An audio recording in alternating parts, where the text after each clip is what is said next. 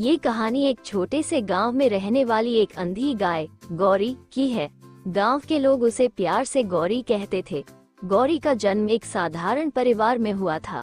उसके जन्म के समय ही लोग देख सकते थे कि उसकी आंखों में कोई रोशनी नहीं थी, लेकिन गांव वालों ने उसे अपनाया और उसकी देखभाल की।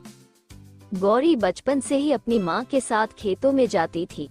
वहाँ उसकी माँ उसे सभी चीजों से परिचित करवाती थी, मिट्टी की खुशबू, घास का स्वाद और नदी का शीतल पानी। हालांकि गौरी देख नहीं सकती थी, लेकिन उसकी अन्य इंद्रियां बहुत तेज थीं।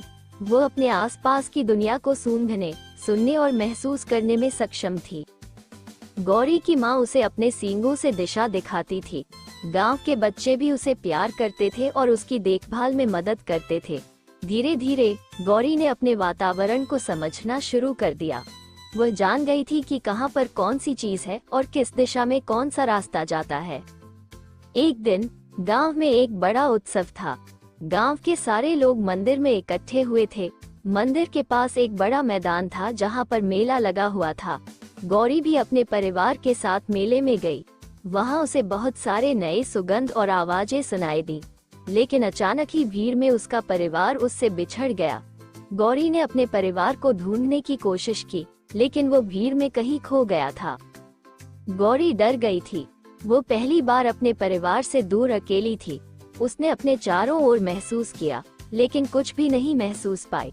उसने अपनी नाक से सूंघने की कोशिश की, लेकिन वहाँ की खुशबुओं में उसे अपने परिवार की खुशबू नहीं आई। गौरी ने अपनी आंखें बंद कर ली और अपने दिल से सुनने की कोशिश की। उसने गांव के बच्चों की हंसी की आवाज सुनी और उस दिशा में चल पड़ी। चलते चलते गौरी को एक छोटी सी लड़की की आवाज सुनाई दी। लड़की रो रही थी। गौरी उस दिशा में गई और महसूस किया कि लड़की एक पेड़ के नीचे बैठी हुई थी। लड़की ने गौरी को देखा और उसके पास आकर उसे गले लगा लिया। गौरी ने लड़की को सांत्वना दी और उसके साथ रहने का निर्णय लिया। लड़की का नाम राधा था और वह भी अपने परिवार से बिछड़ गई थी। गौरी और राधा एक साथ हो गए। वे दोनों एक दूसरे को सहारा देने लगे। राधा ने गौरी को बताया कि वह भी अंधी है और उसने अपने माता पिता को खो दिया है। गौरी ने उसे सांत्वना दी और कहा कि वो उसकी मदद करेगी। दोनों ने एक दूसरे का साथ पकड़ लिया और अपने अपने परिवार को ढूंढने निकल पड़े। रास्ते में उन्हें कई कठिनाइयों का सामना करना पड़ा। कभी कभी वे रास्ता भूल जाते थे और कभी कभी उन्हें भूख लगती थी, लेकिन उन्होंने हार नहीं मानी। उन्होंने अपने साहस और धैर्य से सभी मुश्किलों का सामना किया। एक दिन चलते चलते वे एक नदी के पास पहुँचे। नदी की आवाज सुनकर राधा ने कहा, गौरी, मुझे लगता है कि हम इस नदी को पार करके गांव पहुंच सकते हैं। गौरी ने अपनी सहमति दी और दोनों ने नदी को पार करने का निर्णय लिया। नदी पार करते समय उन्हें कई मुश्किलें आईं, लेकिन उन्होंने एक दूसरे का साथ नहीं छोड़ा और अंततः वे नदी पार कर गए। नदी पार करते ही उन्होंने गांव की घंटियों की आवाज सुनी। वे समझ गए कि वे गांव के पास पहुंच चुके हैं। दोनों ने अपने कदम तेज किए और गांव की ओर बढ़ चले। गांव पहुंचते ही उन्होंने महसूस किया कि लोग उनकी तलाश में निकले हुए थे। राधा के माता पिता उसे ढूंढ रहे थे और गौरी का परिवार भी उसकी तलाश कर रहा था। राधा ने अपने माता पिता को महसूस कर दौड़कर उनके गले लग गई।